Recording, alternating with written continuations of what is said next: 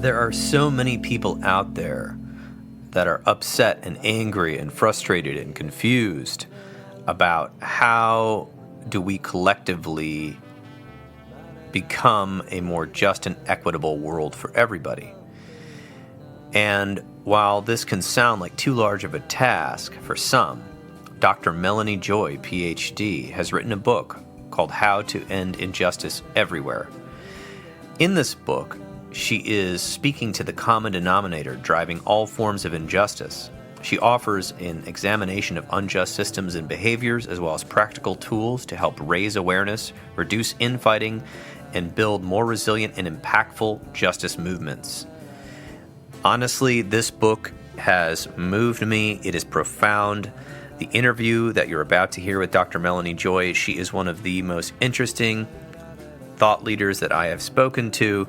Not only is she incredibly intelligent and well-spoken, but you can tell from speaking to her that she is attempting to live out her message from the heart and the mind. And I do believe that you will learn something new in this interview and possibly be moved to purchase her book in the future or borrow it from the library. Just a little bit about Dr. Melanie Joy, PhD, before we get to the interview. She is an award-winning psychologist specializing in the psychology of oppression and social transformation and in relationships. She is a longtime advocate for justice and was a lecturer at University of Massachusetts, Boston for 11 years, where she taught courses on privilege and oppression, feminist psychology, psychological trauma, and animal rights. She has written 7 books, including the best-selling Why We Love Dogs, Eat Pigs, and Wear Cows.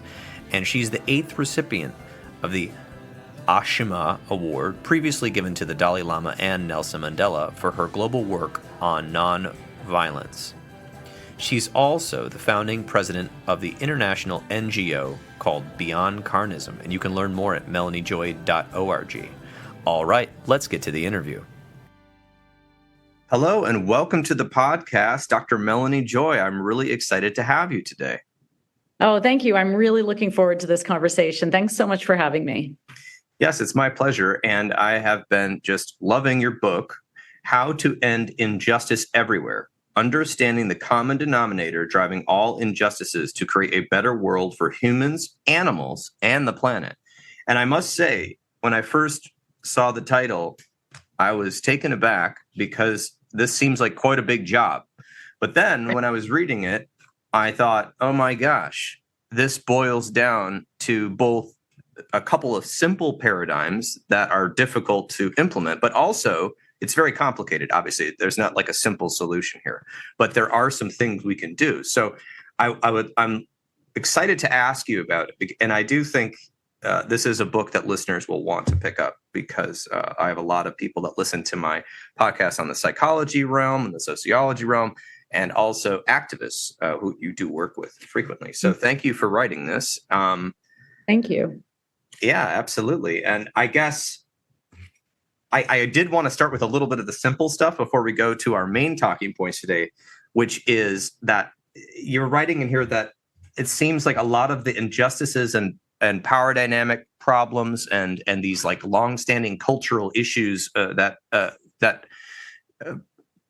persist with oppression and sort of hurting people are you frame it from partly the relational aspect that occurs between people and cultures and different entities. And I feel like that's important to define before we go into some of the other ones. Can you kind of explain about the paradigm a little bit?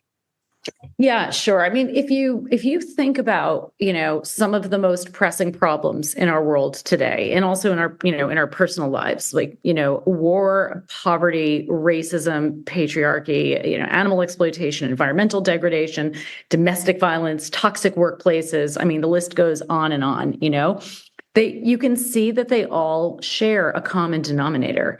And, there are multiple common denominators, but one that is, really, really important to look at and is not being talked about very widely at this point in time is relational dysfunction. or basically dysfunctional ways of relating between social groups, between humans and non-human animals, between humans and the environment, among people in workplaces, and, also between us and ourselves. We're always relating to ourselves, through our self-talk, or the choices that we make that impact our future selves. So, relational dysfunction is this common denominator, underlying all of these various problems and frankly, injustices in general. And what that means is that a common denominator in resolving all of these problems is building relational literacy, which I define as the understanding of and ability to practice healthy ways of relating. And relational dysfunction is, it's a behavior, right? But it reflects a mentality, right? So at the core of all forms of injustice, and this is where, if you really want to boil it down to its absolute core, at the core of all expressions, forms, behaviors of injustice is a particular mentality. And this is a mentality that, we'll unpack and talk about, but this is a mentality that drives us to relate in ways that are relationally dysfunctional, that drives us to do things that cause harm, that create disconnections, that create insecurity, that create unjust power imbalances. And so that's sort of like the simplest summary, right? The same, I guess, to drive this point home, the very same mentality that causes us to exploit human beings, causes us to exploit non-human beings. This is also the same mentality that causes infighting in the very movements that have emerged, social justice movements, to try to end injustice. And it's the same mentality that causes, what we could call toxic communication and, problematic interpersonal dynamics. So really what I look at in the book is like, what is this, I call this the non-relational mentality. So really look at this mentality and look at these relational behaviors. What's healthy? What's not healthy? How are we socialized to act in ways that are not healthy? And how can we change our thinking so that we can create healthier, more resilient systems, social systems, family systems, and so on. Yes. And I want to try to give a couple examples for the listener because it really does boil down to a quite simple concept that you talk about in here about when humans, according to polyvagal theory, humans have a desire to be connected, to feel with others and the environment, to feel safe, and I can't remember the third one, but basically to belong to something, essentially. To a group. We're pod animals, according to that theory, and so that can be a basic driver. But in that, there becomes more complicated because you're talking about how I don't want to butcher this, but basically something about reflecting integrity and honoring dignity in yourself and others leads to connection and security. Am I hitting that right? Yeah, I can explain this a little bit. It's, what you're talking about is, I was mentioning relational literacy, and relational literacy is made up of a number of principles and tools, but they're all based on this key formula. And I did this like a deep dive into, really looking at all of the theories of healthy human relating, healthy relationality. And, we can boil it down to what a healthy relational dynamic looks like, or we even say a healthy interaction looks like, is what I call this the formula for healthy relating. It's just a very simplified version, right? We, in any healthy interaction or healthy relationship, and I mean, a relationship is basically just a series of interactions, right? We practice integrity and honor dignity. And this leads to a sense of greater security and greater connection. And I'm going to unpack this a little bit for listeners who want to know what I mean when I talk about integrity and dignity. Oh, good point. So integrity is, it's the integration of our core values, moral values, and our practices. right? And so research has shown that people across cultures, the most commonly espoused values are the values of compassion, or otherwise known as caring, and justice, otherwise known as fairness. So when I'm talking about practicing integrity, I'm basically talking about practicing these two core values. We can boil this down even further and say it's practicing the golden rule. It's treating others the way that you would want to be treated if you were in their position. And honoring dignity requires unpacking or defining the word dignity. Dignity is our sense of inherent worth, right? When we feel dignity, we feel that we're a fundamentally worthy being, that, we're no less worthy of being treated with respect or of occupying space on this planet than anybody else. So when you practice integrity and honor dignity, this leads, you can think about relationships in your own life. This leads to a greater sense of security and connection in your relationship or in your dynamic. And whether you're practicing this formula, toward yourself or toward another individual who's a human, toward another animal, we can practice it collectively as well.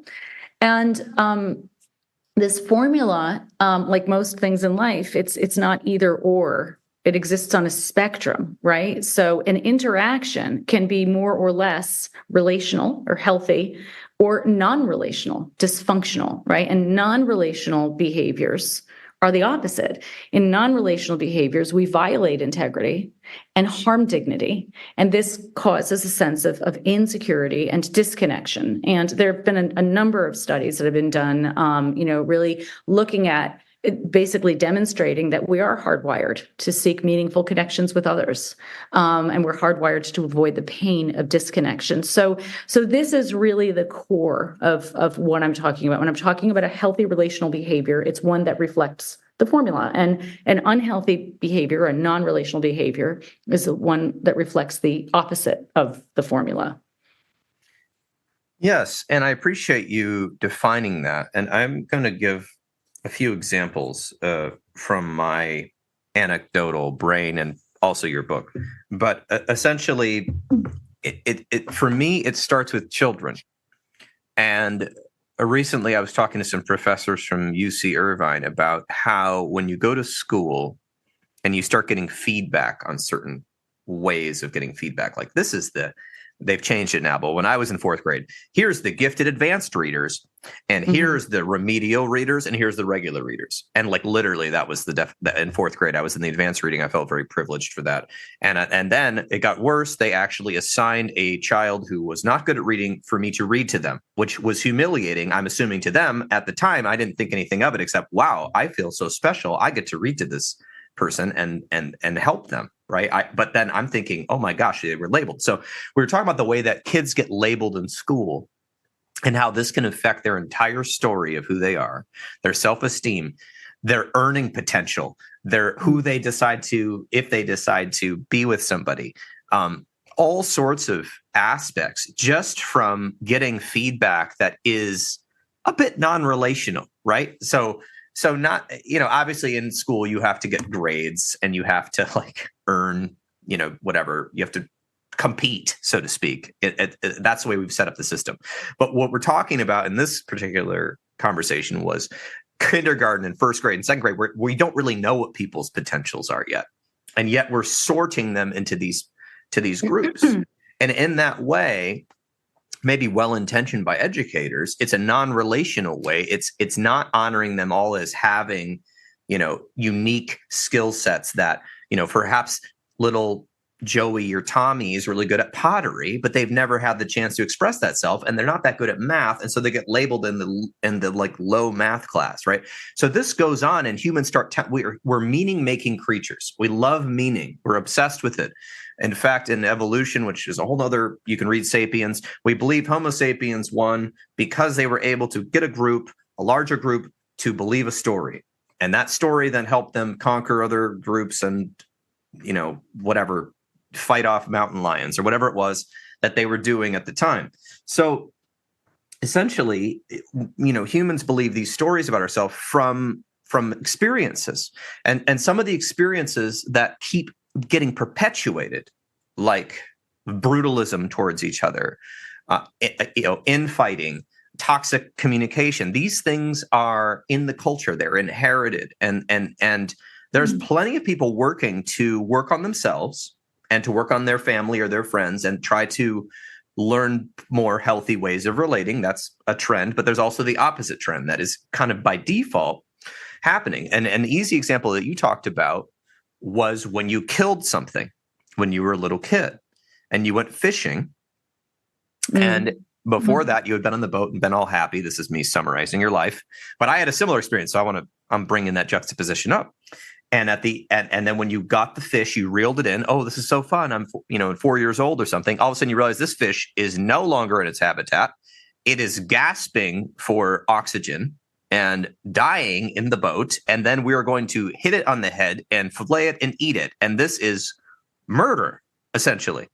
And I know that some of our listeners may go, well, you have to eat to survive meat. That's not what we're talking about. Just hear the example out. There is a part of us, the innocent part of our child self, that saw it for what it was. And this is harming another living being. And I had that same experience. But what happened to you probably happened to me, which was everyone said, well, this is what we've always done. You have to hit the fish on the head so they don't die, they don't suffer for too long. And then we cut their body up and then we put it on the grill and then it tastes delicious. And that's how you get protein. That's the only way to get protein is this way. And we've been doing this for thousands of years and don't question it. And I remember feeling in my gut when my grandfather filleted 40 bluegills in front of me at a young age. I was like, oh, I don't like this. This is wrong. And then he's like, he said, and he was well-intentioned. He's like, well, if you're going to eat the fish, you've got to know where it comes from and you've got to be able to kill it and you've got to be able to fillet it because it's not fair if you just go to the supermarket, like he was trying to give me a lesson about how it should be, and just buy it off the shelf. You should have to work for it and honor the fact that this fish died for you. And I was like, oh, okay, well, that's a whole nother myth, to unpack later. But essentially, it's this feeling inside that I think young children mostly have, which is when something doesn't feel good in our heart, we can sense it. But culture and trends and peer pressure and family pressure and stories that we are being told suppress our natural feelings of what is right and wrong. And we're shaped by the culture. And, racism is an easy example. Like as a young kid, I remember one of my other grandfather said something racist because he had been in World War II and he didn't like Japanese people because his brother had died in Japan fighting the Japanese people. And he was killed by a Japanese person. So he had a thing against Japanese people. And I remember thinking, I didn't know his whole history, but I remember him saying a comment. And I said, oh, that's not right. They're just people like us. And I remember saying that to him. And he didn't have a rebuttal because I didn't know his whole history at that point. But he just said, oh, well, yeah. So I felt that, right? But if I had been in an earlier age, this was the 80s, I may have actually just gone along with that and said, yes, you're right. They're the enemy and we're the good people. And I would have kind of taken that black and white paradigm. So I go on this long story to explain to people that are listening that there's a feeling inside when you're in connection and you're in harmony with your core values. And the core value I hear is that life is sacred. I'm hearing that come through. And that's not what you said, but then. Well, close. I would say the core value is probably, the closest one I can think of is compassion, compassion. And okay. honoring dignity. But people can interpret that in different ways, and underneath that core value is something else, and that is empathy. And to your point, we really do get these non-relational systems, which you're just actually describing now. We talked about the spectrum of, healthy and dysfunctional relating, the relational health spectrum. Not only do behaviors exist on this spectrum, like a behavior can be more or less relational or non-relational. And you use some good examples to show that. And one of the very common ways, probably the most common way, and at least in a lot of places in Western culture, around the world today, is for non-relational behaviors to get expressed is through shaming. And we can talk about that a little bit later, even very subtle shaming behaviors. But not only do behaviors exist on this spectrum, but so do systems. A system can be more or less relational or non-relational. And, a relational system is one that's organized around honoring, dignity and practicing integrity. And within the system, the proponents or the participants in the system feel more secure and connected with one another. And you can think about like a family system or a couple system, the smallest, a dyadic system, where, there's real integrity practiced in that system. And the people within that system feel more secure and connected with each other. And also power is more balanced. You don't have one person wielding power over another, creating a power imbalance and growing the power imbalance, right? So if you look at a non-relational dyadic system, like a couple system, which would be, you could say, an abusive relationship, this is the opposite of a relational one. And, there's one person typically that is wielding power and control over the other, creating a power imbalance, and that power imbalance is growing over time. Larger systems can also be non-relational. So, oppressive systems, what we call oppressive systems or unjust systems, are what I would call non-relational systems, racism, patriarchy, and, to your point that you were talking about, carnism. And this is where I think it could be easy for us to use examples that listeners can, so listeners can connect with these ideas that we're talking about so that they're not too abstract. So you're talking about, being a child and feeling your, natural empathy, like I did, when I was killed the fish, feeling your natural empathy for other animals. I mean, most children, love other animals. They want to pet them. They want to touch them. And, we know in psychology that a child who is, actively trying to harm animals, like that is a sign of potential psychological problems currently and also down the road. We know that. Like, we know to teach our children to be kind to animals and not to harm animals, and that's instilling in them a really important set of values. As they say, teaching a child to, or as the saying goes, and I forgot who said this, teaching a child not to step on a caterpillar is almost as important for the child as it is for the caterpillar. So, and yet at the same time, we are socialized excuse me, from the moment that we are weaned, we're socialized from the moment we are weaned to disconnect from our natural empathy from those animals who we've learned to classify as edible. And this is where we can see the psychology of this non-relational psychology coming into play.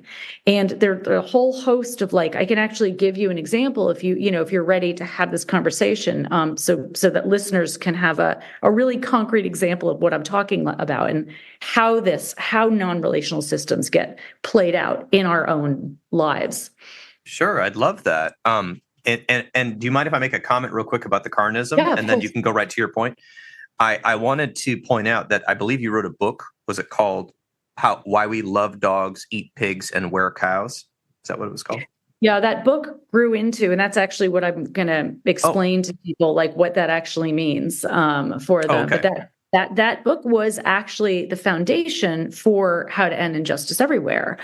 So let me start out and just do a thought experiment with you, right? So like you just like imagine, and for listeners as well, of course, imagine that you are, you're out to dinner and you bite into a juicy hamburger and you turn to your dining companion who looks at you and then suddenly tells you that the meat in that hamburger is actually not beef. It's made from golden retrievers.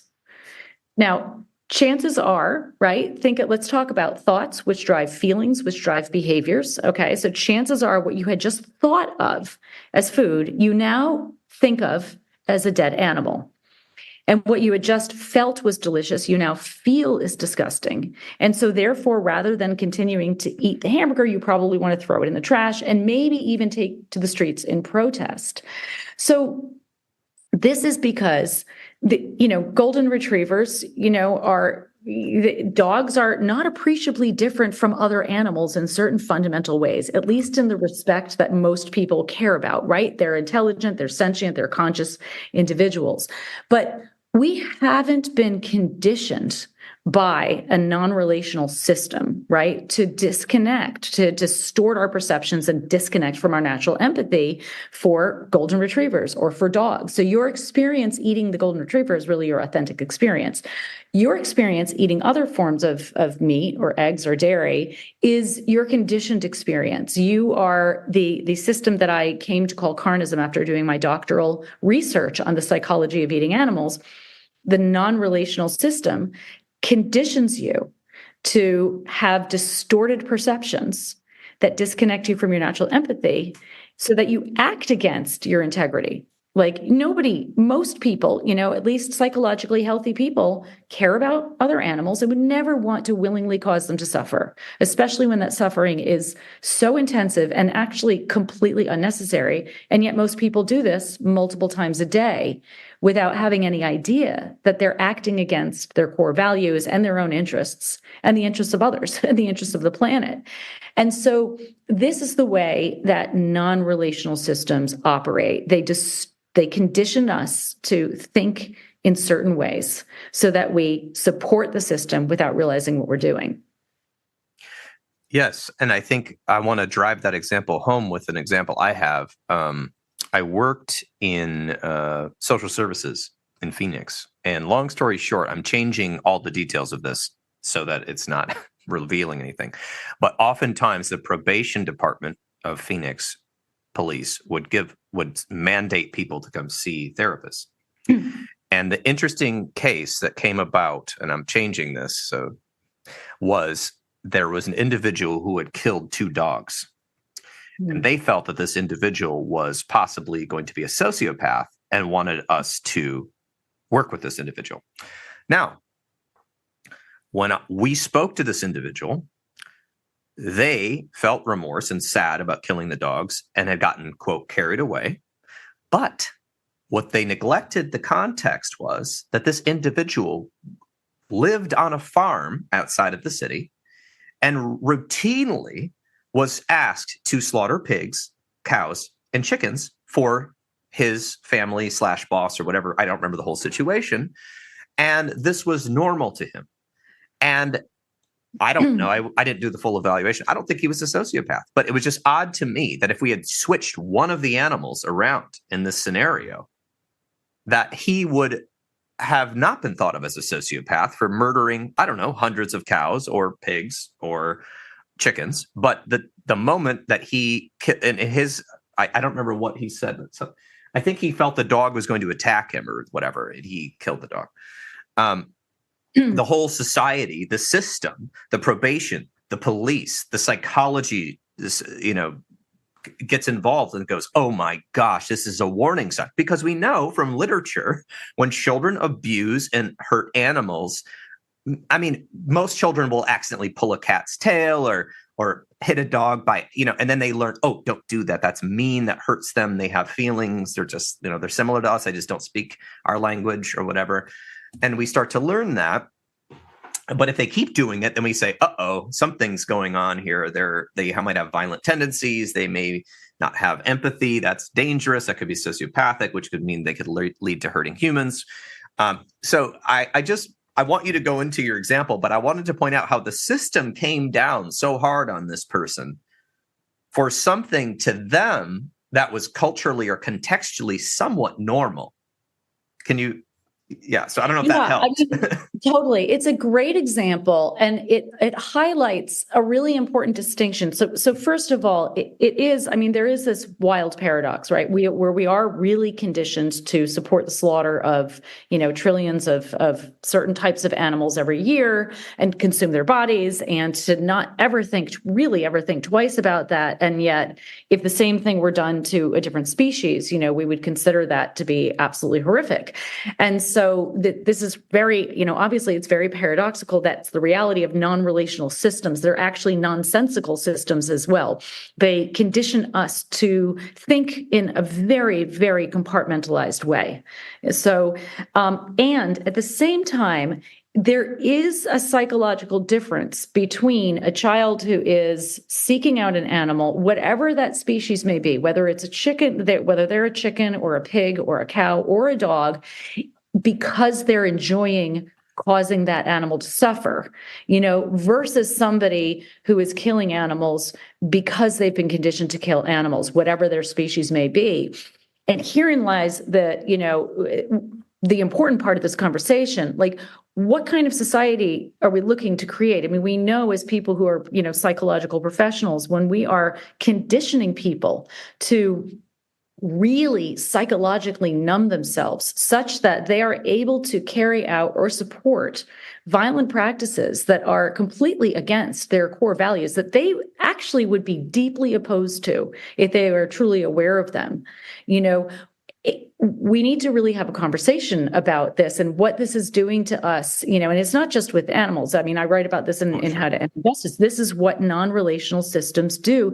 They condition us to put others in compartments, and we decide who we're going to feel empathy for and support, and whose dignity we're going to honor, and who has a right to occupy space on this planet and not to be harmed, and who is, considered, what's the word I'm looking for, who's an exception to that. So let me explain the way this sort of psychology that I'm talking about, this non-relational mentality, and I think it'll make this conversation clearer for listeners who are kind of wondering, okay, well, what's going on? How does this operate? What are these mental gymnastics that we're talking about here?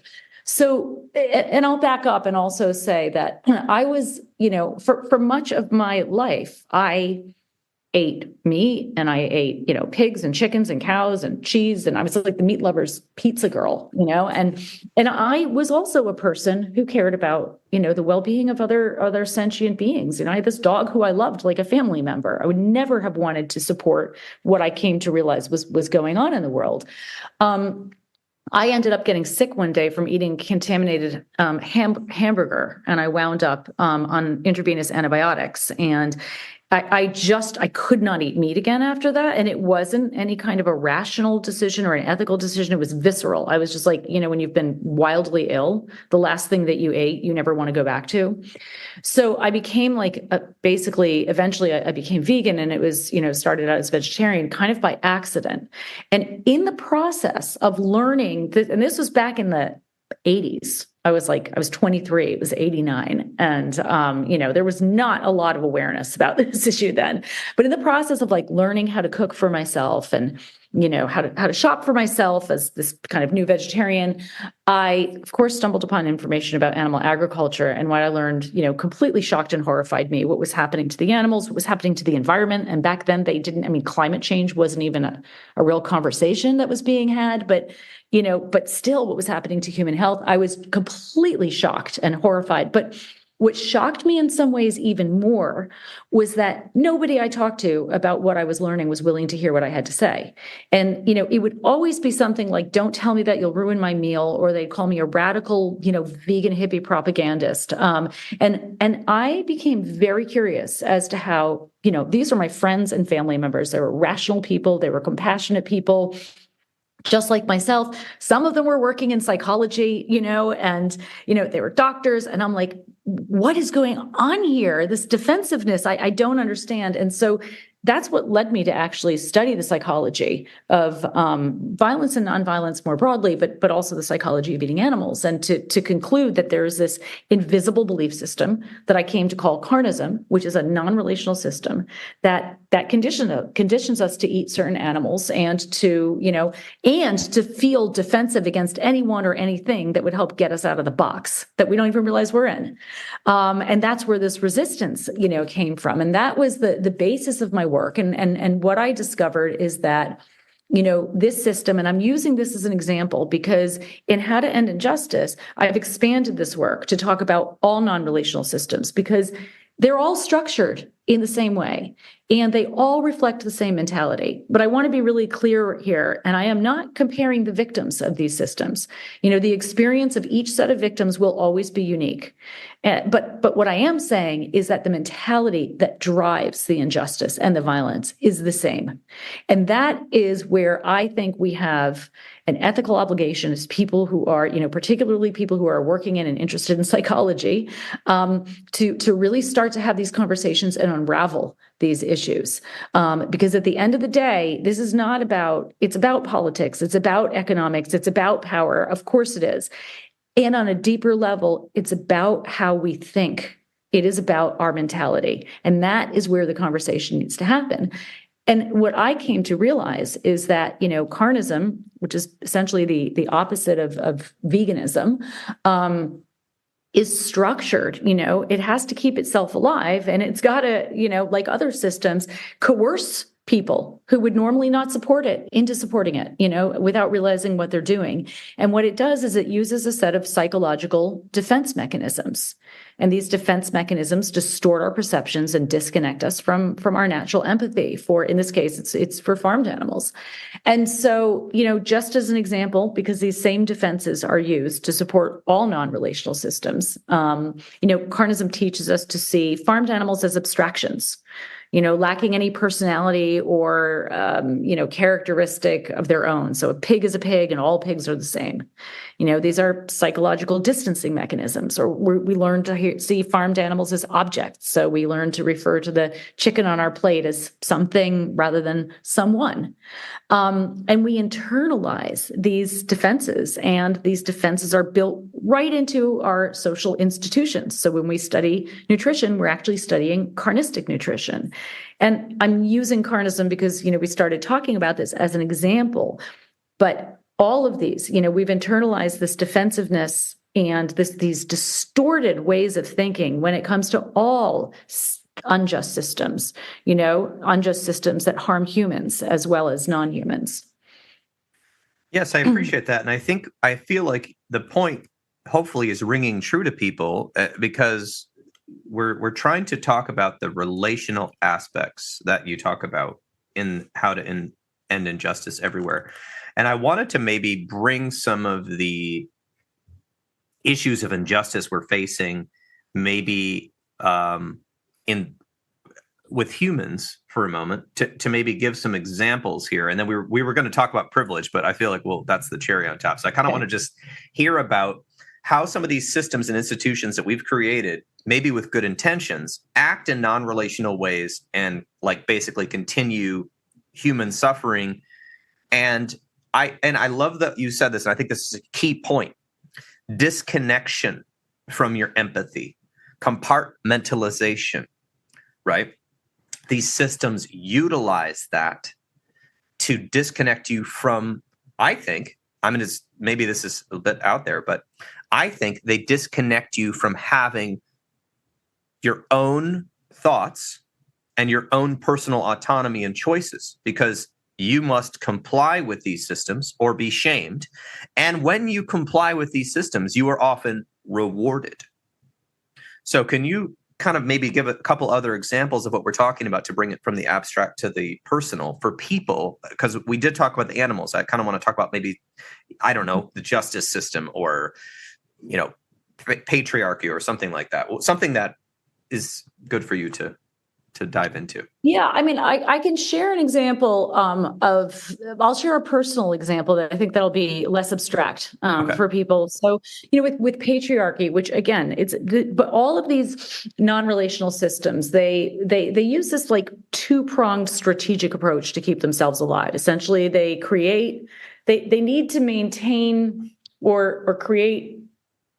They need to get people to believe in their narratives, in their stories, right? Yes. One individual or one group, is superior to another, is better than another, essentially. If you think about this, they're all organized around what a core belief. They all share a core foundational belief, which I refer to as the myth of the hierarchy of moral worth, that there are certain individuals are more worthy of moral consideration, of basically having their dignity honored than others. So whether we're talking about animals or farmed animals, or we're talking about white people, or we're talking about, male people, or we're talking about wealthy people, whatever it may be, it all comes down to this core sort of myth. And the hierarchy of moral worth also drives, outside of these broader social systems, drives us to engage in non-relational behaviors, even when we are, interacting in our workplace, for example, or interacting with our romantic partner. Like generally, when you treat somebody non-relationally, when you're mad at your partner and you lash out at them and you say something to them that's non-relational, you put them down, you shame them, like however that shows up, it can show up in a gazillion different ways. In that moment, you are operating from this belief in a hierarchy of moral worth, that I am more worthy of you at this moment, having my dignity honored. Like you have, for whatever reason, because of what you have done, you have forfeited your right for me to be treating you with respect. So, yes. and we look at patriarchy. I have had in my work, working with different types of activists, and I was with a group of animal justice activists actually, and it was out to a lunch, and it was with all men and me, and these were all activists. I mean, talk about compartmentalization, and obviously not all people who are working for animal justice or veganism in this case, it was actually are thinking this way. But just because we've made the connection, just because you've made the connection, between whatever the formula and non-human animals doesn't mean that you've made that connection with how you should treat other humans. Just like a lot of human rights activists, still eat animals in the process of, working for human rights. So you can see this compartmentalization. It's a normal process and we're all doing it. Anyway, so I was out with this group of men who were like very progressive minded men having a vegan meal, a vegan lunch. And I was actually talking to them. At one point we started talking about patriarchy. And I was explaining how I had just been doing some consulting at an organization, and this was before me too. There was an older male staff person in a fairly high up position of power who commented on an 18-year-old intern's legs in her short skirt in front of other people. And it was very awkward. I was there. It was very awkward. The women were very uncomfortable, and the men had like kind of laughed along with it. And there was some eye rolling, and that was that. Nobody kind of stood up. Nobody said anything. I talked to the person afterwards, but the men at the table all started debating me.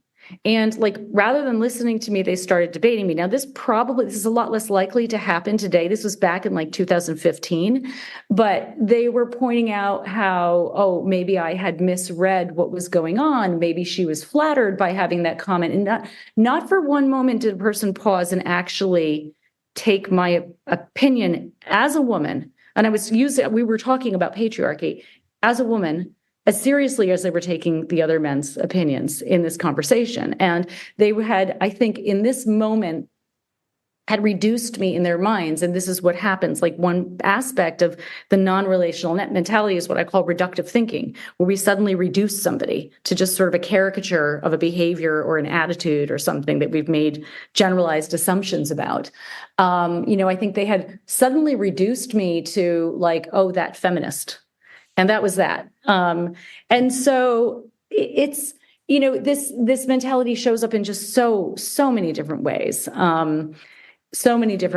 I often, when I'm communicating and I give trainings in effective advocacy, and this is another example of patriarchy expressing itself. So I have a PhD. I've done a tremendous amount of research. I've published 7 books, and one of my key areas of expertise is on relationships and communication and effective advocacy, effective communication, and it's not uncommon for me to get, debated or argued with online for having too much of a soft approach, because I'm talking about how important it is not to engage in shaming behaviors. There's a vast body of literature, that demonstrates that shaming somebody creates the opposite outcomes of what we want. When you put somebody down, even if it's really subtle shaming, and we can talk about that a little bit if you want, but suddenly I'm called soft, and then like hotly debated on my approach. And I have no problem with, people questioning and sharing opinions. And I know that I can very easily be wrong about things, like we all can. But the reaction, this is almost 100% of the time, is from men who are, I'm 57 and they're like, 23. And insisting that I'm just being too soft, kind, I'm afraid of conflict, and whatever other kind of like sort of feminized version of the story emerges. So I don't know if those are helpful anecdotes for you, but that's... Yeah, they are. And I do want to talk about shame, but I want to I want to say a confession in it. I think about and my experience growing up. I think it just in an odd way that I didn't realize how much the patriarchy had affected my thinking. I do remember rebelling in middle school against the guys who were putting down girls. I remember thinking, that's stupid. They're smarter than you. And I like hanging out with them. And so I started hanging out with the girls to talk about stuff at lunch that actually made sense. And I remember I was physically assaulted by the males for sitting at the lunch table. They would punch you in the shoulder. This is a thing you could get away with back in the 90s, where it wasn't really bullying. It was just guys being guys. And that's another patriarchal concept. And I remember getting punched, and then some of the girls felt uncomfortable. They're like, well, we like talking to you, but since you're sitting at our table, now everyone's jealous of you. And now we don't know if we can have you here because you're not a girl, and you should be sitting with the more male tables or the mixed tables. And this is our girl talk. And I'm like, yeah, but I don't want to talk to them right now. I'm like kind of against this. And I remember just the whole confusion I had, but then also these messages I was getting about women did not line up with my experience of women. I got messages from older males, friends, dads, radio shows that I didn't know what they were, television, that women were too emotional, hysterical, non-logical, easily manipulated, dangerous. If the Bible, Eve ate the apple and the snake convinced her, and then Adam, we're all screwed because of that. All these sort of weird messages. I remember just being like, what the hell is this? Because my mom, I love my mom, and she's smart as hell, and she's a businesswoman, and she goes out and does amazing things, and people respect her, right? But these patriarchal things were not only damaging towards women, because in some parts of my life, I definitely acted on these concepts and were mean to women. And I apologize, I was. But I also felt that they were damaging towards men because they kept me from being truly intimate. And I don't mean sexually, with some women in my life, including my relatives, my mom, even girls at school. They kept me from having an intimate relationship until I was old enough, I guess, mature enough to realize what was going on. And now I have very intimate relationships with different women in my life, including my partner. Because of these sort of weird concepts I was being fed through the culture that I didn't know I was absorbing. And I felt like they're also hurting men. The patriarchy hurts men because then it isolates us men to think of women as objects. And If you treat a woman like an object in a relationship, that's a horrible relationship. That's not a relationship, right? And in fact, having an intimate relationship with a woman is a good thing, because in some ways, obviously, they're socialized differently than males and have different skills and whatever. I don't know exactly why. That's a whole nother topic. But in some ways, we do think about things differently based on socialization, I guess. And that can be very useful to have a perspective that is not my perspective. And that actually can help me grow as a male, right? And so I say that because it took me a long time to realize how indoctrinated I was, even though I was consistently resisting these messages. I still picked them up. And that's how insidious these systems are. By sitting at this lunch table with girls, I had broken a norm. And I mean, I was accused of all sorts of things, he's clearly gay. He must be gay because only gay guys would sit with the girls at lunch. Or do you want to be a woman? I was like, what? No, I just don't like your conversation over here about violence and sports. And I want to talk to them about books. That was my intention at the time, and being 10, 12 years old or whatever. So I want to talk about that because the messages are just insidious, but it goes to something that's been going on for a long time, which is not just depression, but I think the men don't think of it that way. I think they don't even realize that it's a hanging on to power. The power. And that goes back to, if we could go, we're not going to do a history lesson, but women were property and marriages were not about love. They were about you know, whatever, political alliances and farming and you know, making a bunch of children because a bunch of them would die from plagues, and they weren't considered a full human.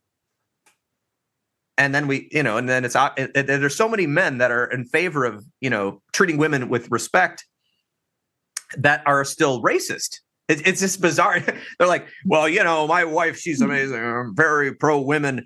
And they have a daughter, perhaps, that converted them to this thinking. But they're like, but those people across the border, they shouldn't be here. Right. It's like, what?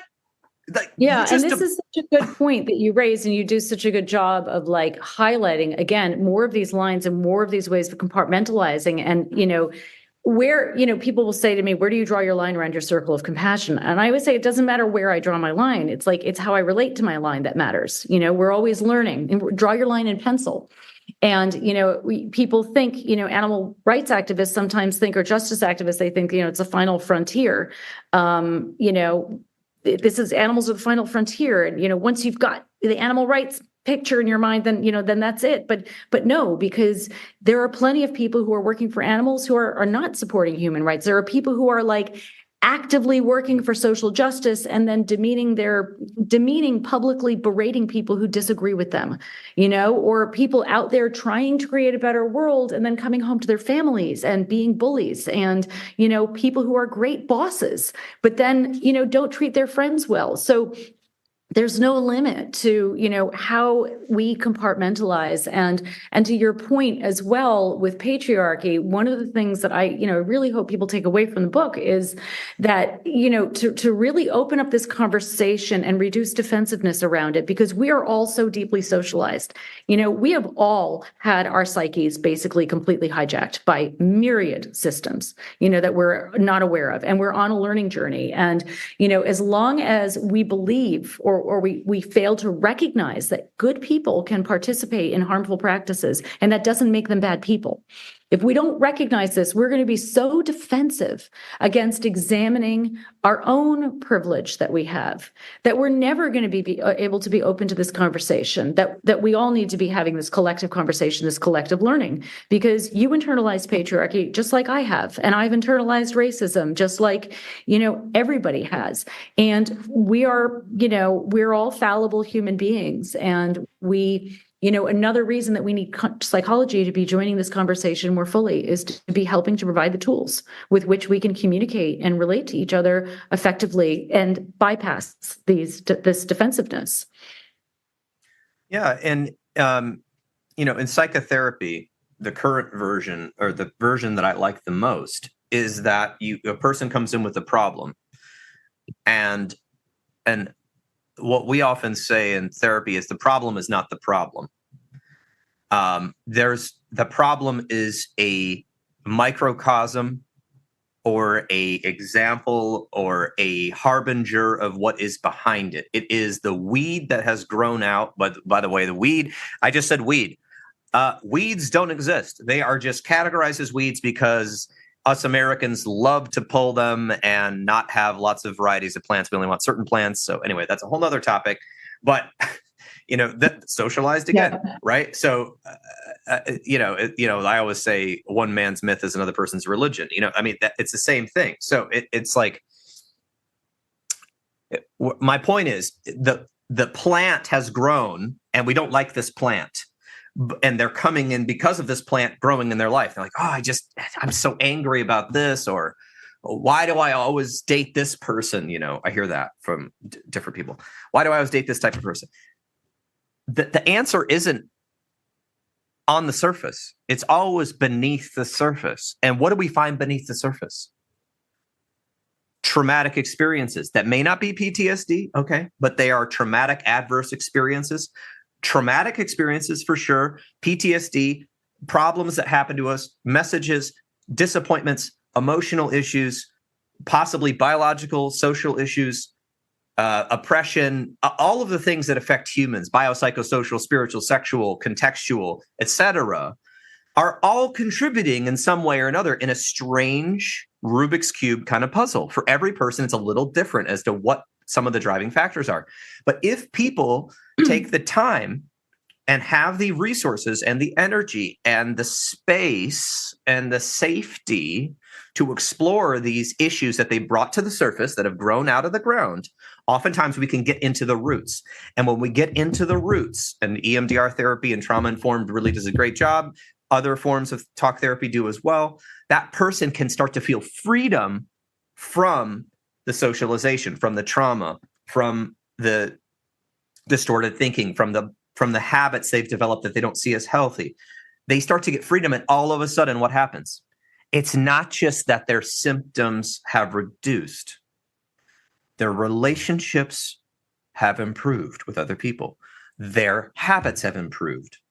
What they spend their time thinking about has become, in a way, people notice and say, wow, they're just positive. They're thinking about ways to help people in the world, and they're trying to love people, and they're being nice to the person in the supermarket they were never nice to before. These little subtle things start to happen because they're in alignment now with their heart. The damage has been somewhat repaired. And so part of all this, it starts with us. The problem is the problems and these systems and the non-relational thinking and the compartmentalization and the shaming and the programming that you grew up in didn't start with you. It did not start with you. The problem is the systems, the same systems that oppress you also tell you you're the problem a lot of the times. If you have a complaint about eating animals, if you have a complaint about the justice system, if you have a complaint about the way women are treated, if you have a complaint about the way men are treated, the problem is you, obviously, not the system or the thinking patterns that we have been installed and grown up with. And there is the shame. And there is the confusion. And quite frankly, that is, I would say, somewhat the concept of evil, brought in mind control. But what we said before, which is an important point, is that we all are infected to some degree. And just because somebody makes a mistake, and a public mistake, like celebrities these days, right? They make a lot of mistakes. And we see them now because thanks to social media, we have that influence, and we have insider people, and people are speaking out and being authentic, quote unquote. That's a new trend. These people are just like us. They're fallible. They make mistakes. They're not always in alignment with their values. Even if they've gone to therapy and done all this personal work, they're not in alignment. So how do we help start bridging the gap? Because I've been on both sides of the fence. When I was a little kid, I was indoctrinated into evangelical religion. Short story, I was like, when I finally, was listening to all the great things about Jesus and blah, blah, blah, blah, blah, and how he treated poor people and all that, I was paying attention. But then the way the Christians treated each other was like, what? And how they treated other people, even worse. I was like, what is this? Different podcast. Then I went deep into the left-wing activism in college. And I'm still, what I would call myself is a person who is trying to do the right thing now. I don't label myself, but I was deeply in the left progressive. And I was like, okay, so we've left the status quo here, but the way we're treating people that are in the status quo is horrible. We're name calling them. We're shaming. How could you not see this, you idiot? You're stupid. We're smarter than you. We're better than you. I'm like, that's the same self-righteousness that the Christians were doing because they believe in this mythology. It's the same thing. It's just the opposite wing.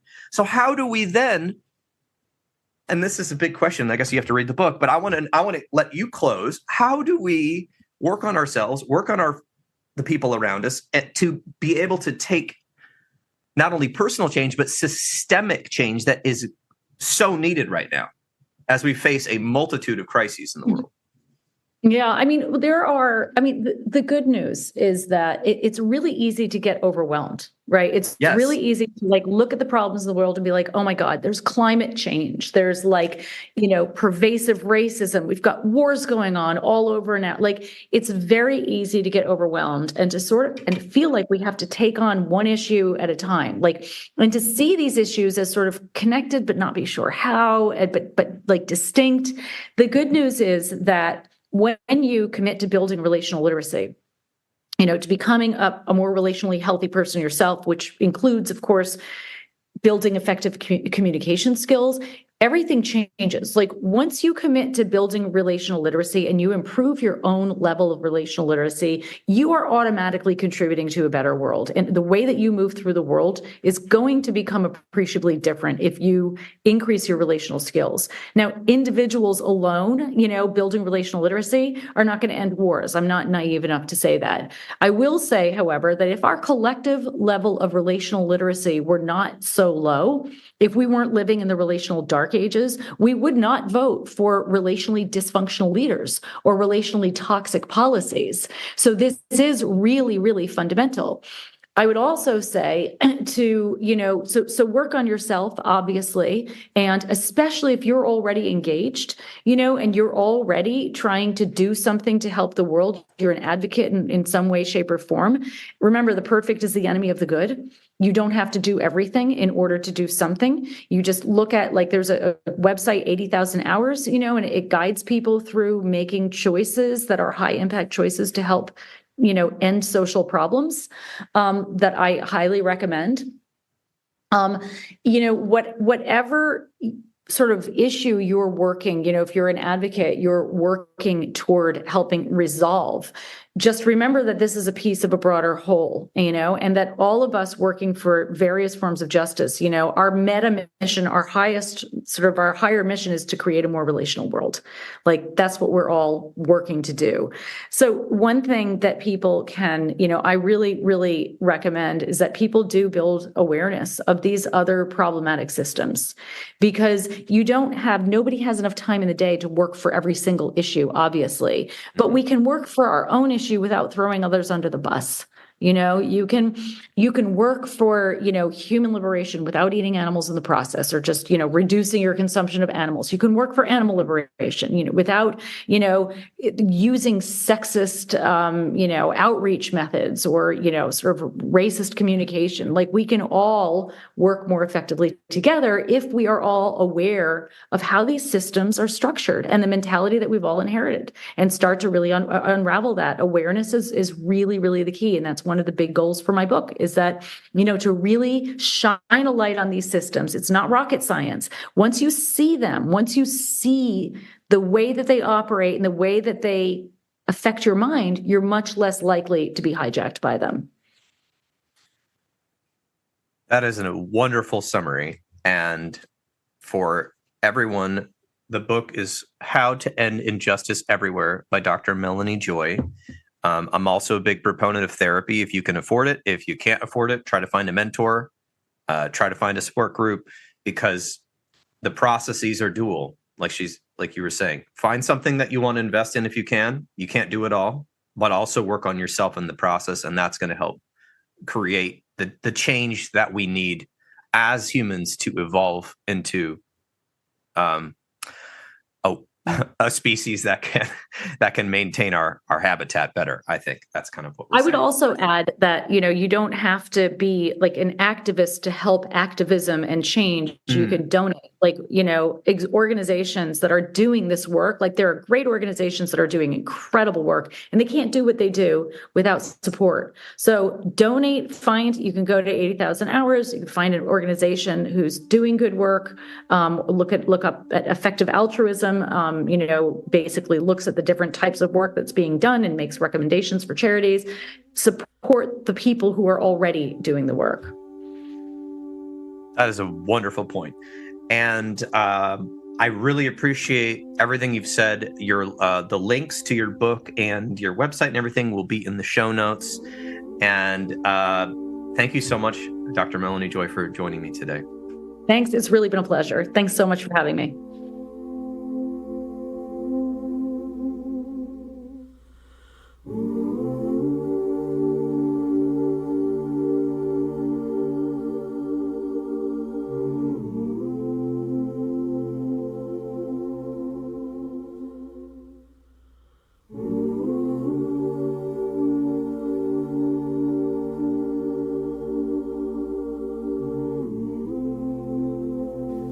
And there you have it.